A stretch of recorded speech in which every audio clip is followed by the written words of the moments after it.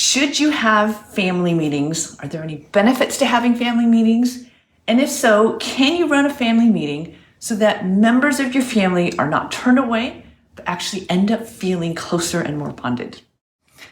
Thank you so much for joining me today. I am excited to talk to you about family meetings and all the wonderful benefits that come with family meetings and how to run them so that they become a source of joy and connection for your family, and it brings you together.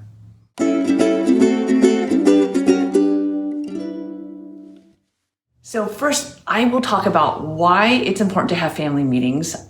Then I'll talk about the 3 components to running a family meeting. And then I'll give some tips on how to run them so that they are successful. So why do we need to run family meetings? Well, first of all, having regular family meetings is a great way to bring the family together. And if they're done right, they can actually make you closer as a family.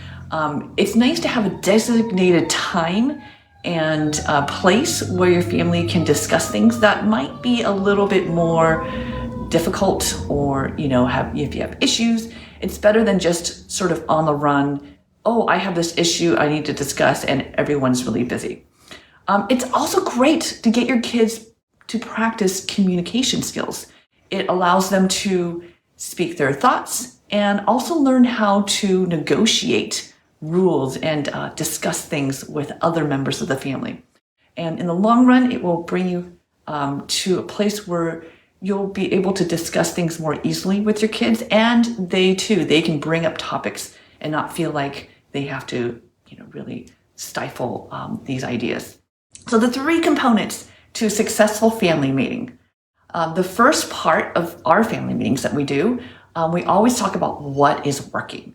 And it's important to have this part of the family meeting because it's really important to talk about things that are going well. Not just things that aren't going well, but things that you want to keep doing, and to recognize, oh yeah, you remember when we set up the sticker chart? The sticker chart was great.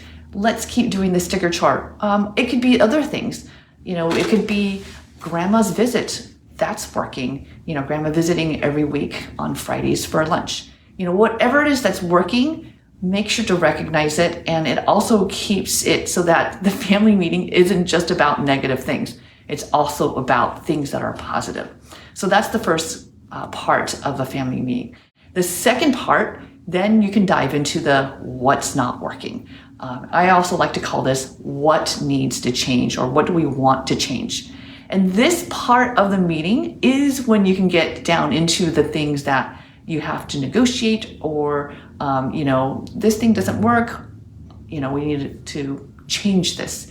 And remember, this is the part of the meeting where it's important that people are really openly discussing things. It's not just a time to air grievances. Yes, you can talk about how frustrated you are about something, but recognize that once that is done, then what needs to happen is solutions. We need to talk about how do we resolve this item. If it seems like someone is really getting into, oh my gosh, I feel wronged, or I feel really frustrated, they don't seem to get past that. I tend to do some empathizing. If that doesn't work, then it's time to say, hey, looks like you have a lot of frustration around this, and we need to go on with the family meeting. And I'm happy to listen to you more after we're done. So that's the second part. And then the last, but actually probably the most important part of the family meeting is appreciations. So at the very end, each person gets their time to hear appreciations from the rest of the family.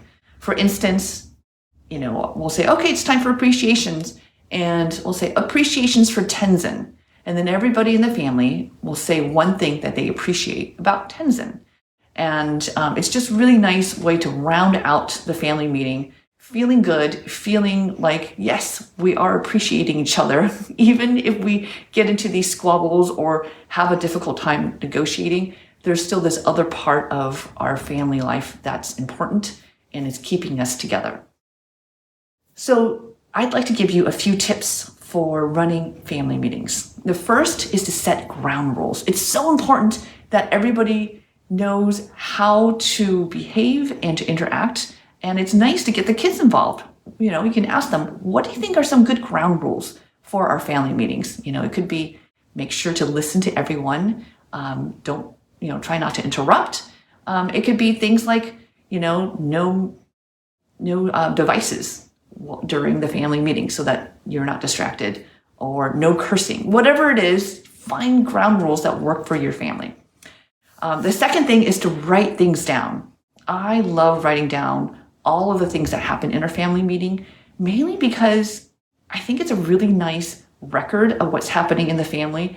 And I also forget. So if we made some sort of solution to a problem, there are times when I don't remember what the solution is specifically. So then we can go back. And in fact, I have here some of our family meeting journals, and it's just really nice to have this written down, and it's a really nice memory. The third thing is to keep it short and sweet as much as you can. Just run it swiftly, make it short and sweet, and then we can move on. I have to say too, at the end of family meetings, a lot of times when the kids were younger, they would actually get their allowance. And so the allowance was tied to the end of the family meeting. And that was just really nice to have that. It was short and sweet, and then they would have the allowance.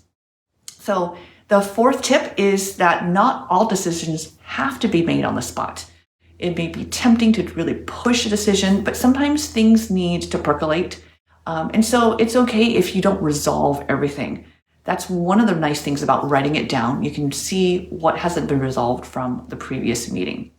And then the fifth one is not all decisions are set in stone. I mean, we have had so many times where we were discussing something like, the bathroom upstairs is such a mess, and we've come up with solutions and the solutions don't work.